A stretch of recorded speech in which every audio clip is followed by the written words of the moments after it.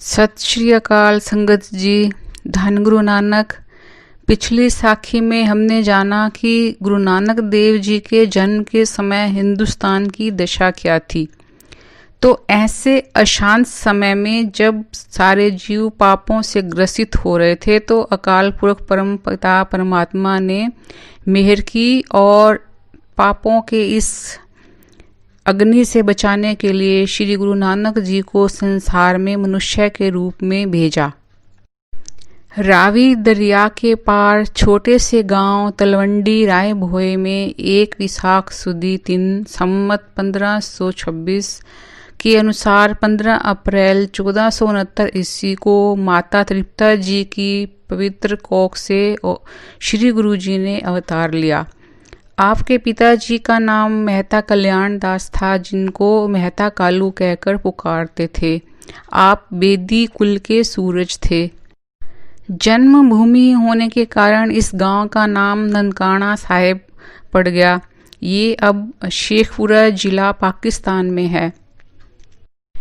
यहाँ पर आलीशान गुरुद्वारा, श्री दरबार साहिब, सरोवर, बाग, बाजार और रेलवे स्टेशन बने। 900 मुरब्बा जमीन गुरुद्वारे के नाम थी, लेकिन 1947 की विभाजन के समय ये गुरुद्वारा पाकिस्तान में चला गया और पाकिस्तान ने जो वहाँ की ज़मीन थी ज़्यादातर मुरब्बे वो जब्त कर लिए। जो थोड़े से थे वो गुरुद्वारे के पास बचे हैं। लंबे समय से प्रचलित रिवाज के अनुसार गुरु नानक देव जी का जन्म कत्तक की पूर्णमासी को मनाया जाता है, पर ऐतिहासिक खोजियों ने साबित किया कि वो वैशाख सुदी 3 को प्रगटे थे, जो अप्रैल में बनता है। इस पर अभी भी खोज जारी है, लेकिन हम जन्म समय के इस विवाद में नहीं पड़ेंगे। जब बालक नानक ने जन्म लिया तो माता तृप्ता जी, पिता कालू जी और परिवार के सभी सदस्यों को बेअंत खुशी हुई। मेहता कालू जी की बड़ी लड़की का नाम नानकी था, क्योंकि उसने अपने नानके परिवार में, नानके गांव में जन्म लिया था। उसी को देखते हुए नानकी के भाई जी का नाम नानक रख दिया गया। तो ये तो नानक जी के जन्म और उनके नाम से संबंधित साखी। ये जो मेहता कालू जी थे, ये जो गांव के मालिक थे, रायबुलार उनके मुंशी थे। तो सारे लोग उनका बड़ा सत्कार करते थे। जब लोगों ने सुना कि कालू जी के घर में लड़के ने जन्म लिया है, तो सब बधाई देने के लिए दौड़े। बाजा बजाया गया और गुड़ बांटा गया और भूखे लोगों को भोजन और वस्त्र बांट दिए गए। फिर जैसा कि कुछ लोगों में परंपरा है, उस समय जो हिंदू परिवार थे उनमें एक कुल पुरोहित होते थे। तो वो ज्योतिष विद्या के सहारे बालक की जन्मपत्री, शादी, सगाई वगैरह का दिन बताते थे और धार्मिक रस्मों के अनुसार उनकी जो है वो उन रस्मों को पूरी करने में सहायता करते थे।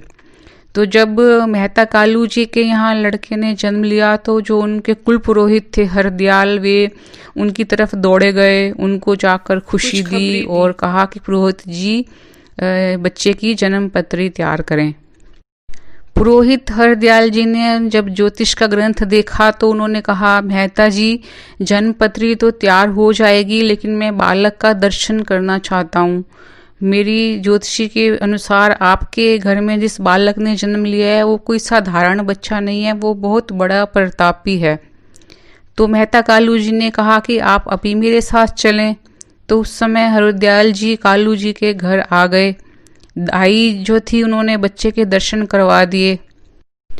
जब हरदयाल पुरोहित ने गुरु नानक जी के दर्शन किए, बच्चे के रूप में दर्शन किए, तो दाई से पूछा कि महाराज जी, उनसे पूछा कि जन्म के समय की कोई विशेष घटना।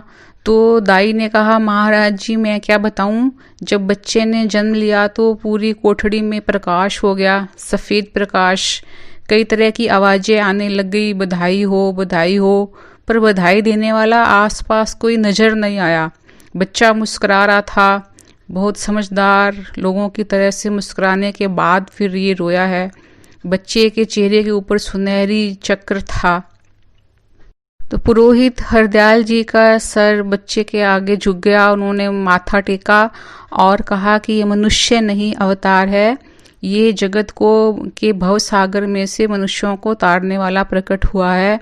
ये कहता हुआ पुरोहित हरदयाल खुशी खुशी अपने घर को चला गया और इस प्रकार बालक के जन्म की खुशी मनाई गई। अगली साखी में हम बालक के बाल लीला के वर्णन करेंगे। धन गुरु नानक। वाहेगुरु जी का खालसा, वाहेगुरु जी की फतेह।